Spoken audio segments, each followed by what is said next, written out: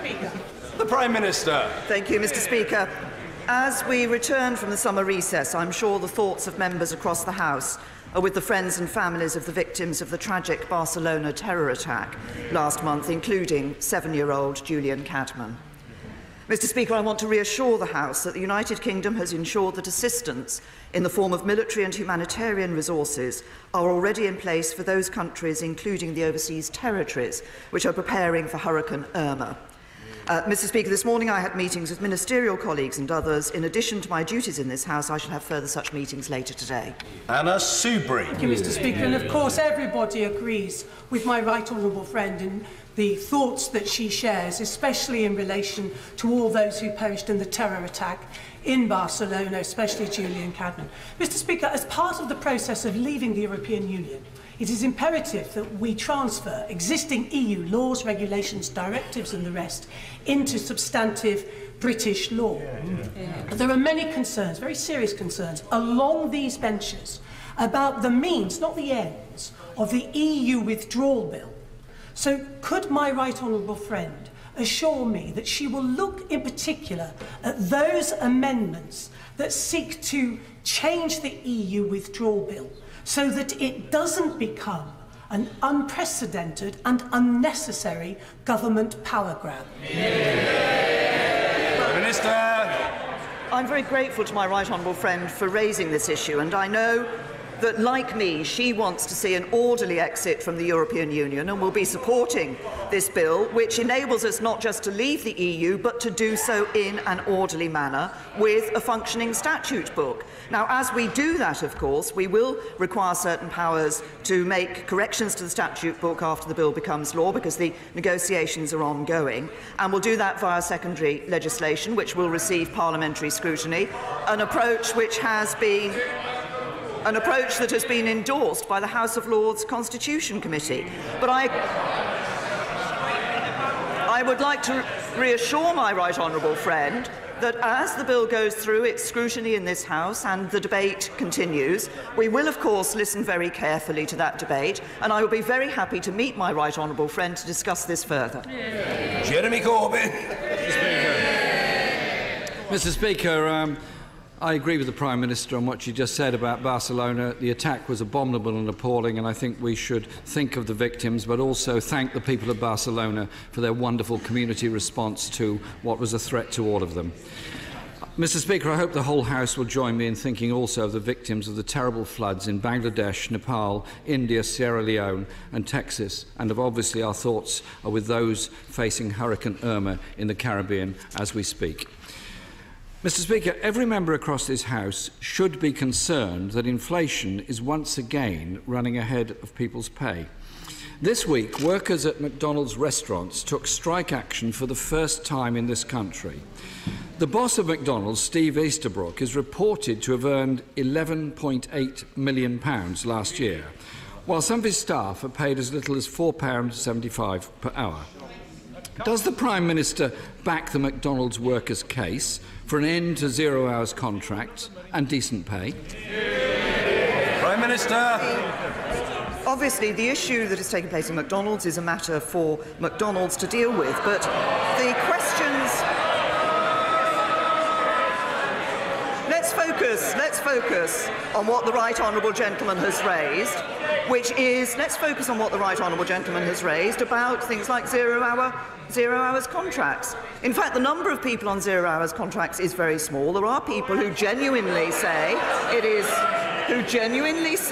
as a proportion of the workforce, who genuinely say that it is a benefit to them to be on those contracts. But for 13 years, the Labour Party was in government and did nothing about 0 hours contracts. It is this Conservative government that has put the workers first and banned exclusive 0 hours contracts. Mr. Speaker, my question was about McDonald's, and the Chief Executive is paid 1,300 times as much as his staff. There are 800,000 people, approximately, in Britain on 0 hours contracts. When she became leader, the Prime Minister pledged, and I quote, "I want to make shareholder votes on corporate pay not just advisory, but binding. And she put it into her manifesto. That manifesto has now been dumped or archived, or whatever way you want to describe it. And like so much else in her manifesto, where was the tough talk on corporate greed? Was it just for the election campaign, or is it going to be put, or is it going to be put into law? Prime Minister! Well, I suggest to the right honourable gentleman that he looks again at the action that in government Conservatives have taken on this issue. It is the Conservative government that has recently published our proposals on corporate governance. It's Conservatives that gave shareholders the power to veto pay policies. It's Conservatives that forced companies to disclose board directors' pay. And it's Conservatives that introduced tough transparency measures for the banks. That's been done not by a Labour government. It's the Conservative Party that's been putting workers first. I note she uses the word advisory because page 18 of the dumped manifesto says, Mr. Speaker, the next Conservative government will legislate to make executive pay packages subject to strict annual votes by shareholders. She's gone back on her word. To help people struggling, Mr. Speaker, to help people struggling to make ends meet, many politicians have become convinced that we need to cap energy prices. Even the Prime Minister was briefly converted to this policy. Last week, the profit margins of the big 6 energy companies hit their highest ever level. I wonder if I could now prevail on the Prime Minister to stick to her own manifesto pledges on this matter as well. Prime Minister! Well, first of all, on the question of what we were doing on corporate governance, actually I didn't use the word advisory in my answer, so can I suggest to the right honourable gentleman that in future he listens to the answer and doesn't just read out the statement that he's been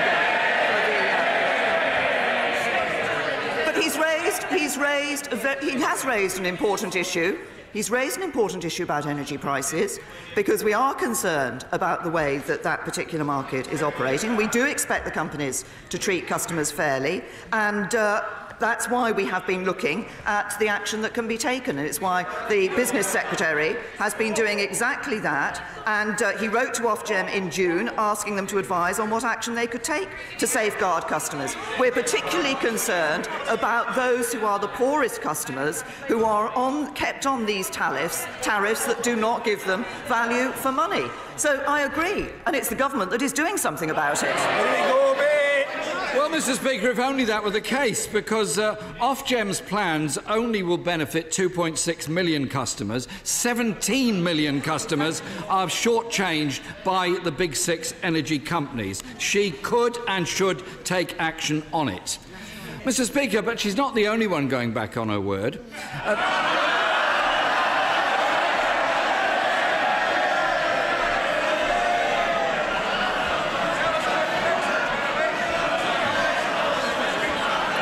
When the members opposite have, Mr. Speaker, when the members opposite have calmed down a little, I'd just like to say this. At last year's Sports Direct annual meeting, Mike Ashley personally pledged to ban the use of 0 hours contracts in his company. A year on, they're still exploiting insecure workers with 0 hours contracts. Will the Prime Minister join me in now demanding that Mr. Ashley honour his words and end 0 hours contracts in all of his companies? Prime Minister! I've said it's this government that has actually taken action in relation to 0 hour contracts, unlike the Labour Party. But the right honourable gentleman talks about manifestos and people going back on their word. I might remind him that in the Labour Party manifesto there was a commitment to support Trident, our independent nuclear deterrent. Shortly after the election, in private, he told people he didn't agree with that. For years, the right honourable gentleman sat on the Labour Party benches and didn't support Labour policy. Now he's Labour leader and he still doesn't support Labour policy. Mr. Speaker, I listened really carefully to what the Prime Minister said on this occasion, and I'm struggling to see the connection between what she just said, Mike Ashley, Sports Direct and McDonald's. So maybe she could now answer the question, will she condemn what Sports Director McDonald's are doing to their staff? It's quite straightforward, yes or no. Mr. Speaker, today, thousands of nursing and other healthcare staff are outside Parliament. They're demanding that this government scrap the 1% pay cap. Poor pay means experienced staff are leaving and fewer people are training to become nurses. There's already a shortage of 40,000 nurses across the UK. Will the Prime Minister please see sense and end the public sector pay cap and ensure our NHS staff are properly paid? Minister! We absolutely value the work of all those who work in the public sector, nurses, teachers and others, who are doing a good job for us day in and day out in often what are very difficult and harrowing circumstances. It might be helpful if I remind the House as to where we are on the issue of the pay review bodies and public sector pay, because there are 2 pay review body reports for 2017-18 still to be published and for the government to respond to for police and prison officers, and that will happen shortly. And then later, as always happens every year, later in the autumn we will publish the framework for 2018-19, and we'll continue to balance the need to protect jobs, the need to protect public sector workers, and the need to ensure that we're also protecting and being fair to those who are paying for it, including public sector workers. But I say to the right honourable gentleman that what we have seen from what he does in this House and outside this House is consistently stand up and ask for more money to be spent on this, that and the other. Now, he can do that in opposition.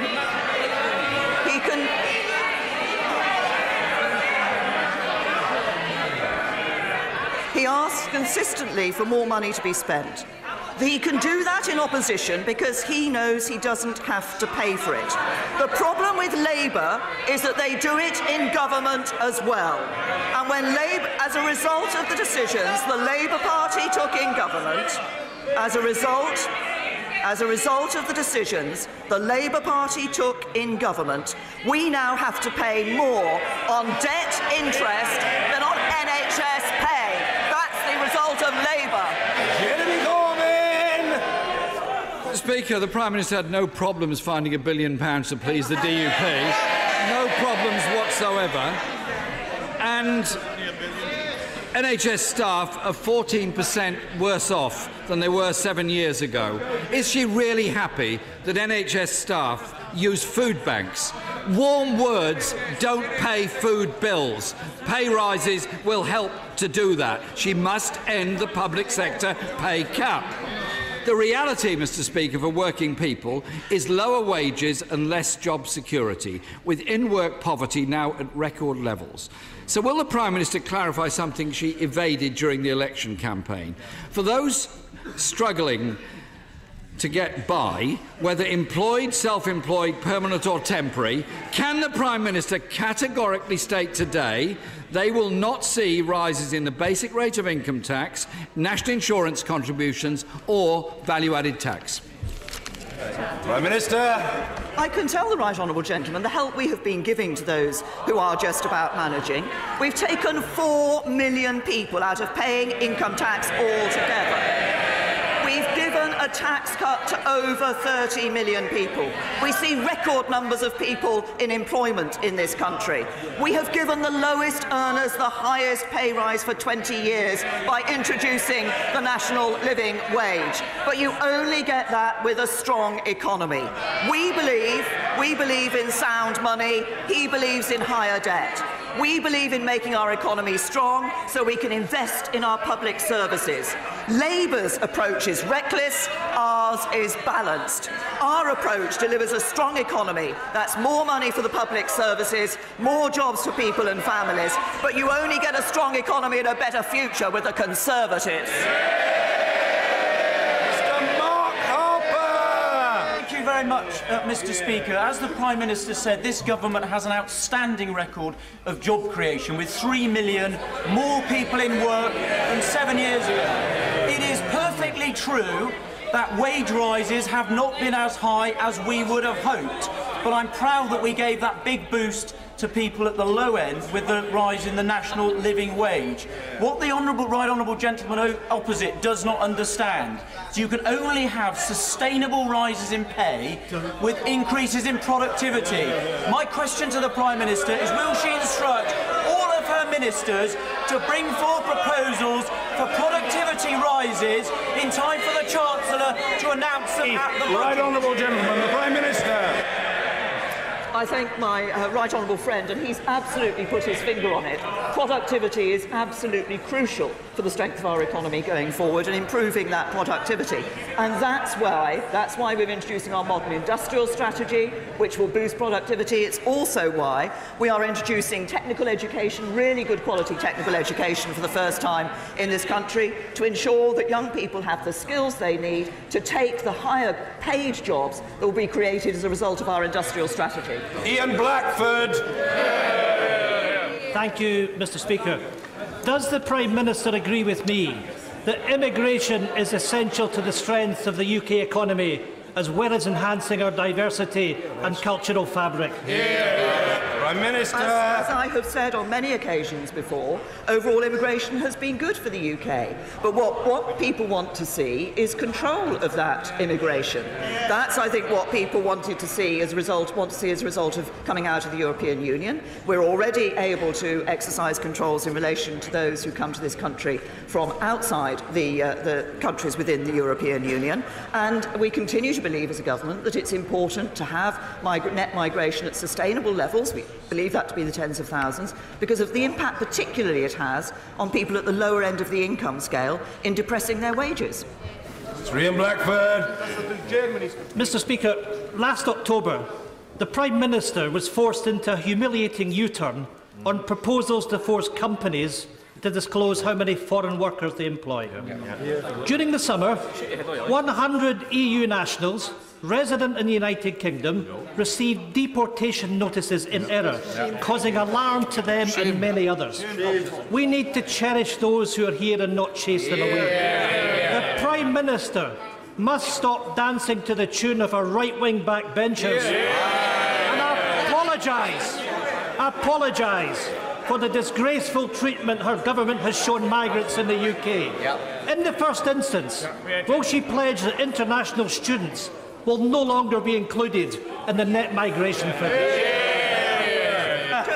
Can I just say to the honourable gentleman that in relation to the error that was made by the Home Office, every single one of those individuals was telephoned with an apology. It shouldn't have happened in the first place, but the government did telephone with an apology. But let me just say this to the honourable gentleman. As I explained in my first answer to him, there is a reason for wanting to ensure that we can control migration.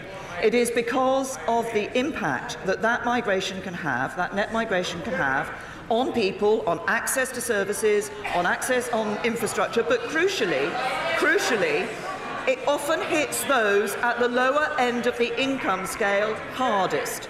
And I suggest that the honourable gentleman thinks about that impact rather than just standing up here and saying what he has done. It's important that we bring in controls. We want to continue to welcome the brightest and the best here to the United Kingdom, and we will continue to do so. Mr. Richard Benyon. I know that my right honourable friend will be as alarmed and angered as many at the decision of the Northern Ireland judicial authorities to reopen the so-called legacy cases involving past and present members of the armed forces. These cases have been meticulously investigated and represent just 10% of deaths in the Troubles. A line really does need to be drawn here. Does my right honourable friend agree that it is wrong to single out any group for this kind of investigation, and that the hundreds of thousands of people who served in Northern Ireland should feel appreciated for the difficult job they did, not being hounded into old age by investigations of this kind? Can I first of all say to my right honourable friend that we are unstinting in our admiration for the role that our armed forces played in ensuring that Northern Ireland's future would only ever be decided by democracy and consent. And the overwhelming majority served with great distinction, and we do indeed owe them a great debt of gratitude. But as part of our work to implement the Stormont House Agreement, we will ensure that new legacy bodies will be under legal obligations to be fair, balanced and proportionate. that will make sure that our veterans are not unfairly treated or disproportionately investigated, and will indeed reflect the fact that 90% of deaths in the Troubles were caused by terrorists and not by the armed forces.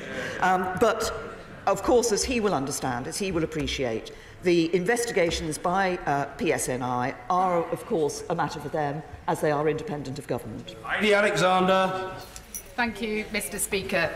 The Prime Minister will be aware of the death of my constituent Kim Briggs, who was knocked over last year by a cyclist on an illegal fixed-wheel bike with no front brake.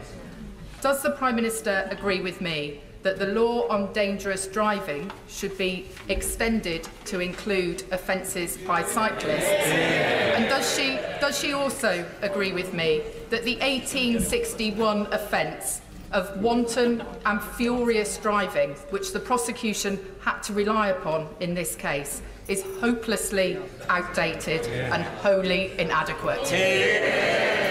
Prime Minister.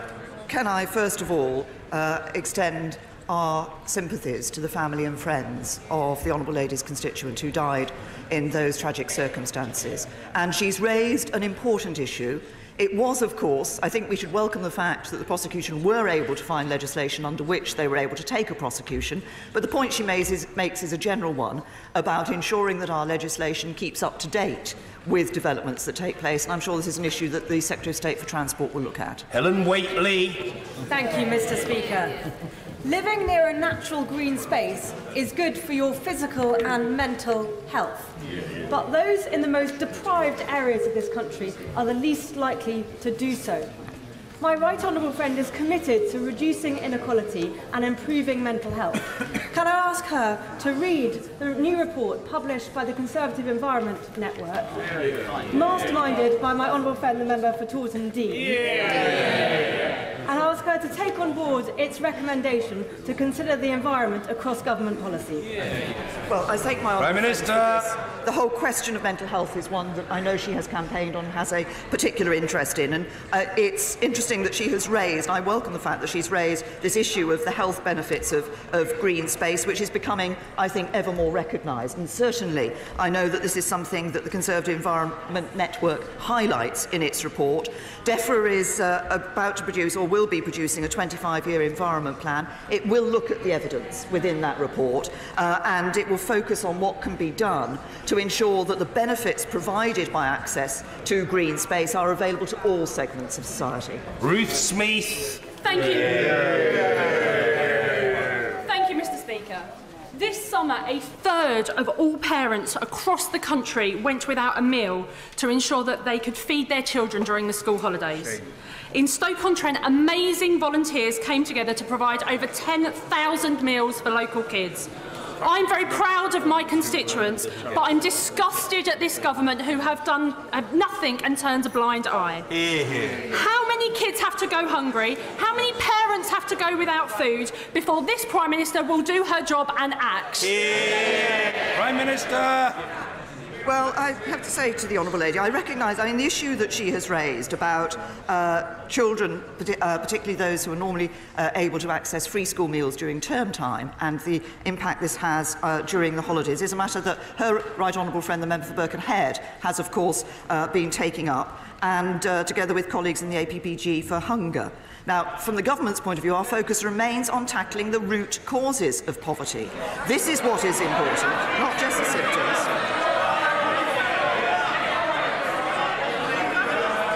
Nearly 3/4 of children from workless families moved out of poverty when their parents entered into full-time work. And we see record levels of employment under this government. That's why this is so important, ensuring that we get a strong economy and those jobs. But I'm sure that ministers at the Department for Work and Pensions and the Department for Education will be looking at the proposals the Right Honourable Member for Birkenhead has brought further. Mr. John Barron. The reductions in unemployment, poverty and income inequality are some of our proudest achievements in the recent years. What more is the government planning to do to further the one nation principle and ensure a fairer society still?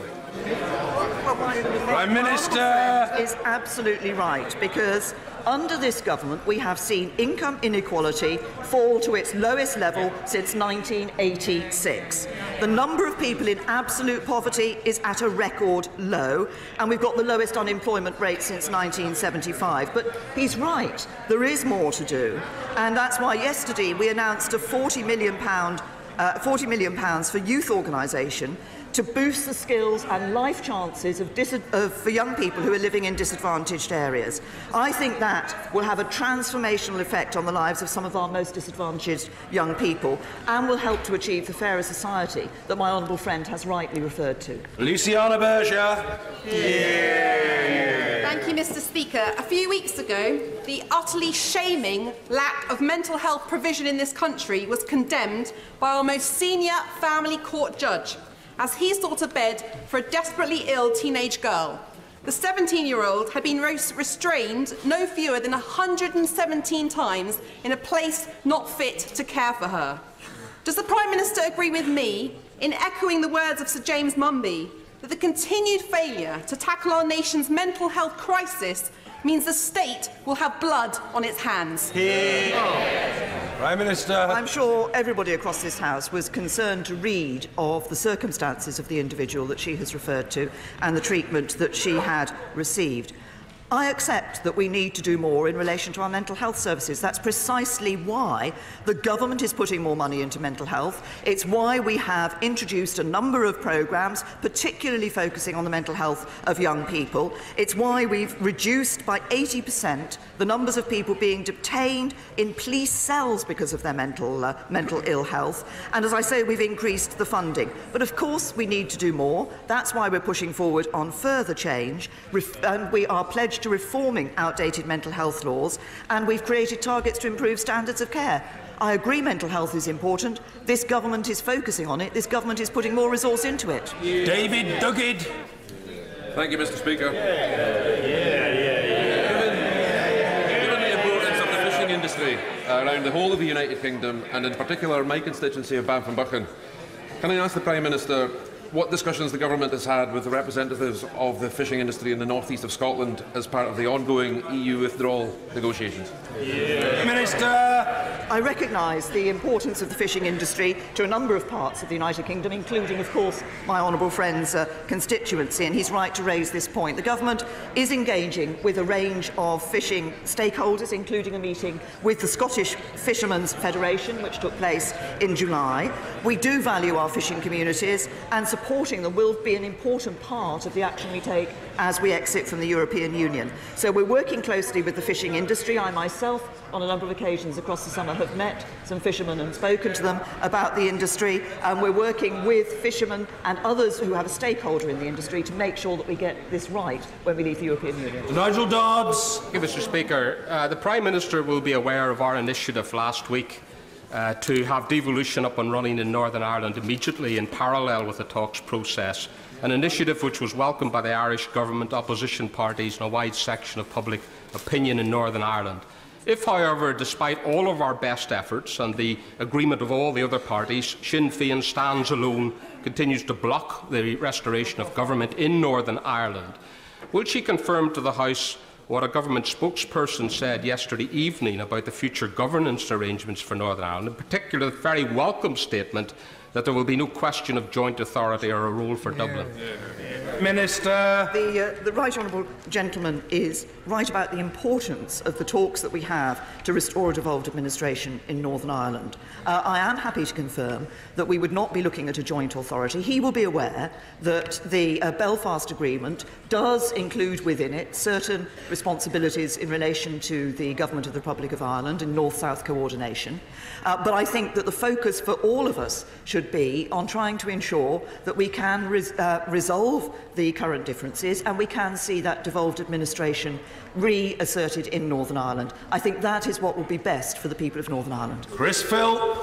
Thank you, Mr. Speaker. By refusing to even discuss free trade, does the Prime Minister agree that the European Commission is damaging the employment and economic interests of their own member states?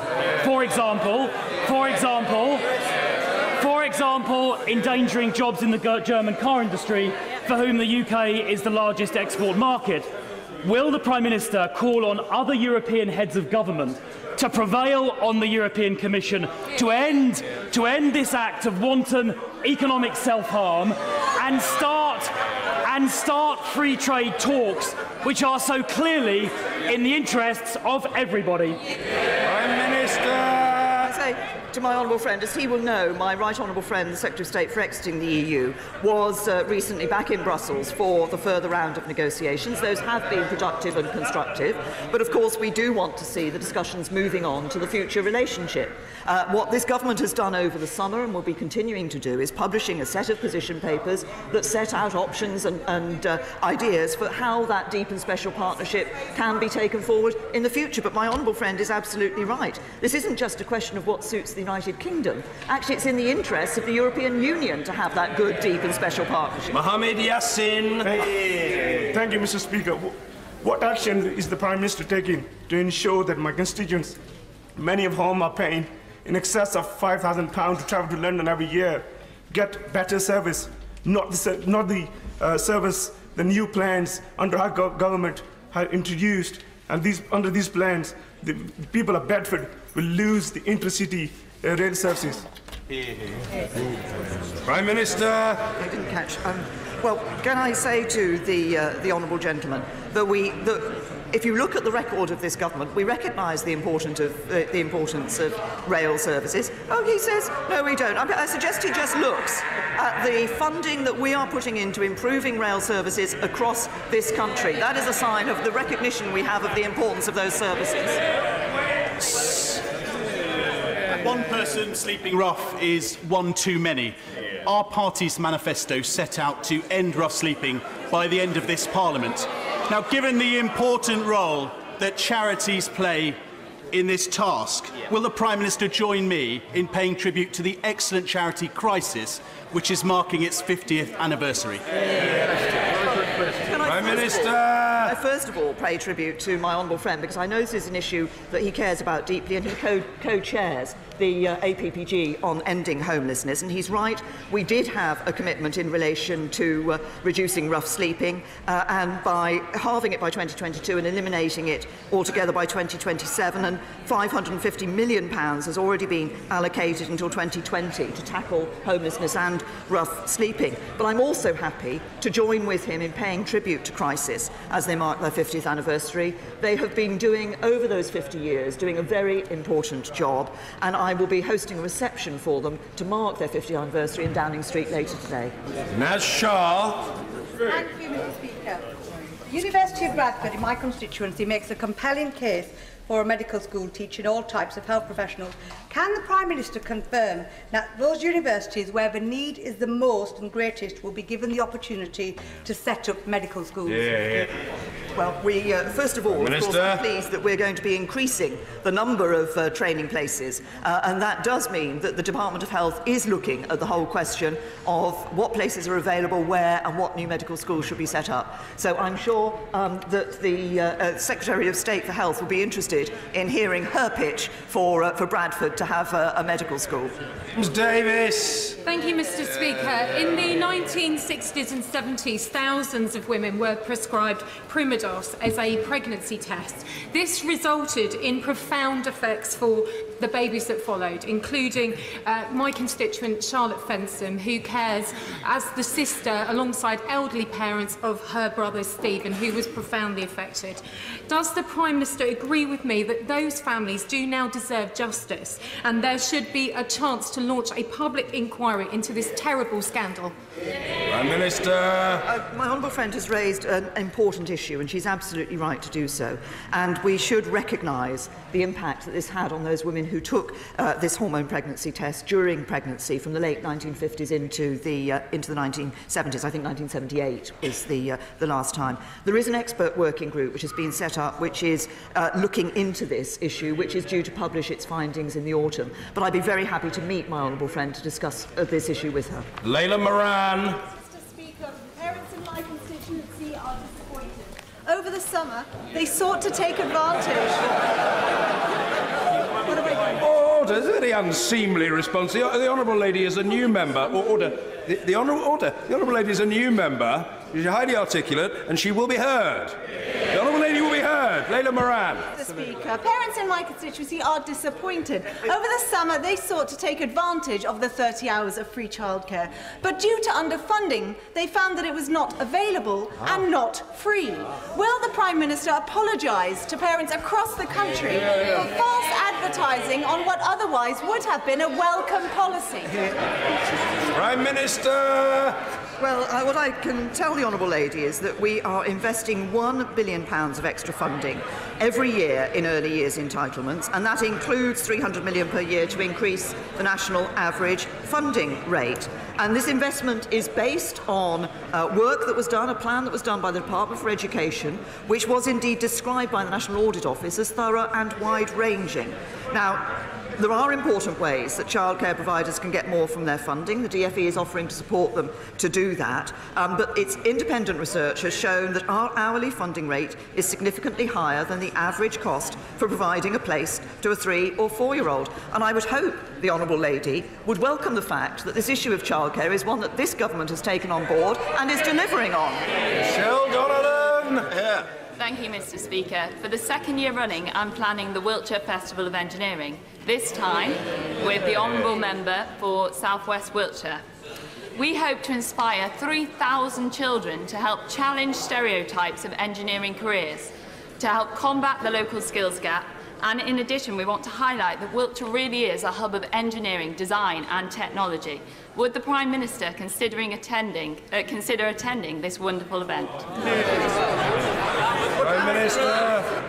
Can I congratulate my honourable friend for her initiative, and can I say she does raise a very important point. I think it's important that we do see more young people moving into engineering, pursuing careers in engineering and science more generally, and obviously the steps that she's taking with our honourable friend, the member for South West Wiltshire, is an important part of this. And we do need to address those stereotypes. I'm particularly keen to address the stereotype about engineering and women in engineering, because I think we should see more women going in engineering. And if my diary allows, I will be very happy to attend her festival. Miss Streeting. Thank you, Mr. Speaker.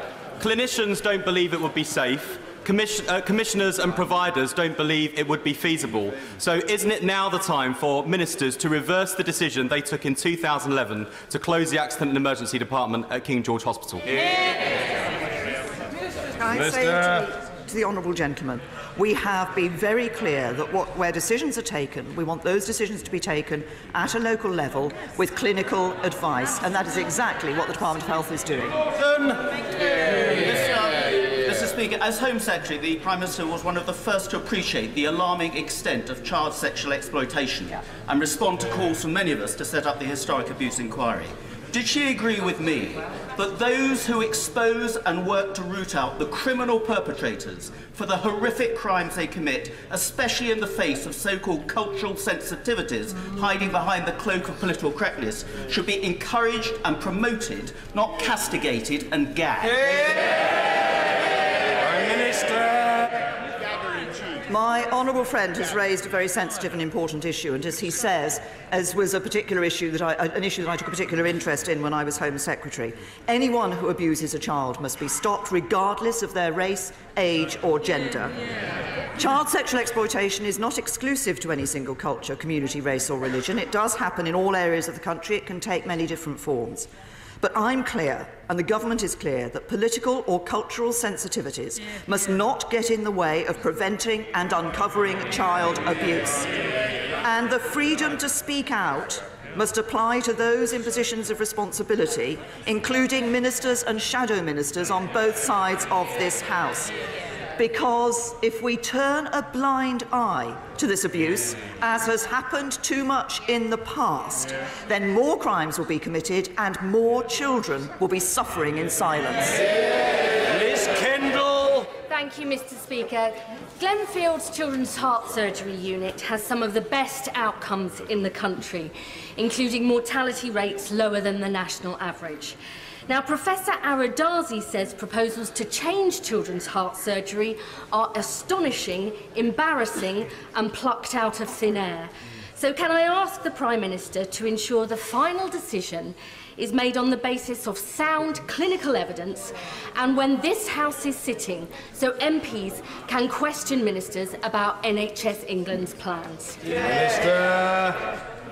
The Honourable Lady is aware that there are many ways in which MPs can question ministers about plans, but as I've said in answer to one of her honourable colleagues, honourable friends earlier, the decisions about the future structure of the NHS and the services and their provision will be taken and are being taken on the basis of clinical need and clinical evidence. Matt Warman. Thank you, Mr. Speaker. Britain is among the world's leading digital economies, and as we leave the European Union, technology will be crucial to a successful Brexit from the Northern Irish border to customs controls. So does the Prime Minister agree with me that Brexit can kickstart a further wave of digital investment and that working with the industry, a Brexit technology task force could help her do that? Well, my honourable friend is absolutely right about the position that the United Kingdom holds in relation to science and innovation. We're already a leading destination. We have some of the world's top universities, 3 of which are in the world's top 10. And we have more Nobel Prize winners than any country outside of the United States. We have a proud history of cutting-edge research in science, in innovation, in technology. And as he says, Brexit gives us an opportunity to give a further kickstart to our position in relation to the digital economy and technology. We will want to attract investment from all over the world in relation to this, and we will want to work with industry to ensure that that can be done. Phil Wilson. Mr. Speaker. In a conference speech last year, the Prime Minister said existing workers' legal rights will continue to be guaranteed in law and they will be guaranteed as long as I'm Prime Minister. Can the Prime Minister tell the House how long that will be? Minister. Can I say to the honourable gentleman that is a commitment that I'm happy to stand by commitments in relation to improving workers' rights. That's something that we have been doing as Conservative government. It's something that we will continue to do, and it's something I will continue to do as Prime Minister. Finally, Mrs. Cheryl Gillan. Mr. Speaker, tomorrow is World Duchenne Awareness Day, which highlights this devastating muscle wasting condition that affects young men, like my constituent Archie Hill. If, as anticipated, the current development of a more reliable newborn screening test goes ahead, psychological support must be readily available to any affected families. Would the Prime Minister provide an assurance to families and Muscular Dystrophy UK that NHS England will develop such a vital psychological support provision? Prime Minister. Well, my right honourable friend has raised an important aspect of this particular terrible condition, and I recognise the importance of ensuring that people can access appropriate psychological support when they have a young family member diagnosed with this serious health problem. And in relation to the new screening test, I understand that Muscular Dystrophy UK is working with one of the NHS England's advisory groups to understand how best to meet the needs of parents and carers following the diagnosis of this child. So I'm grateful to my right honourable friend for having raised this important issue. Thank you. Order.